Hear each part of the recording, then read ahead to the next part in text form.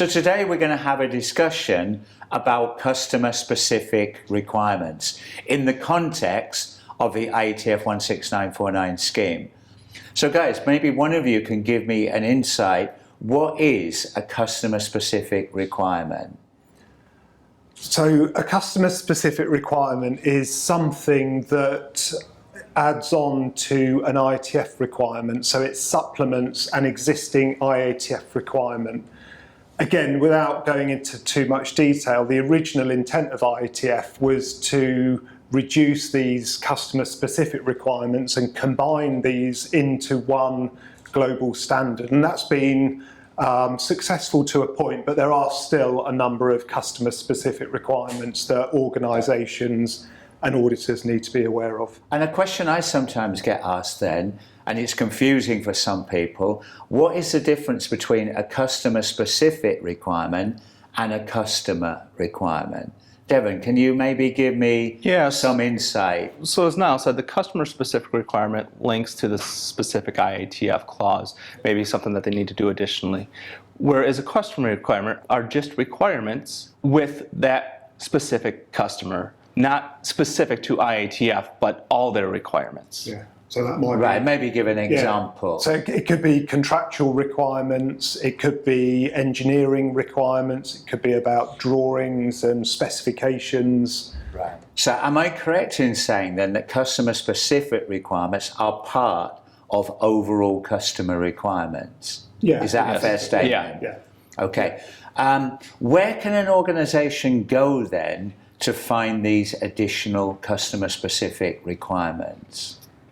So for the IATF customer-specific requirements, they will be posted on our website. Okay, so they're free to download for organisations? Yep. Yeah. And for non-IATF OEM members, or for any other organisation in the supply chain that wants to develop customer specifics, is there any central repository for those? There isn't, no, and again, I would just reiterate that customer-specific requirements do take a clause of the standard and add to it. So they can't take away from it, they can only add to it, but they have to be structured around the clauses of the IATF standard. Right. So would I be right in saying then that an organisation have to ensure in their contract review process with a new customer that they understand these customer-specific requirements? Is that a fair statement? I think that's correct. Yeah. Right, Yeah. okay. Because I know there is a requirement, isn't there, in IATF that talks about how do we audit customer-specific requirements? Right. Yeah. What does that require auditors look for? So I guess there's two sort of key points. One of them is, the auditor is looking at how the organisation firstly understands and implements customer-specific requirements.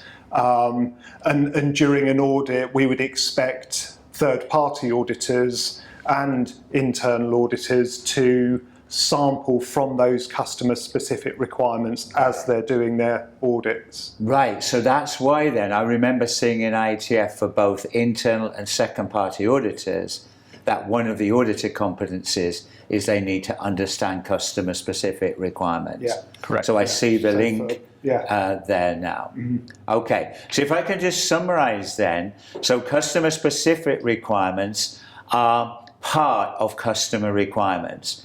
It's really important that organisations in their contract review process that they don't just understand the product-related requirements, that they understand is the customer going to impose any additional quality management system requirements.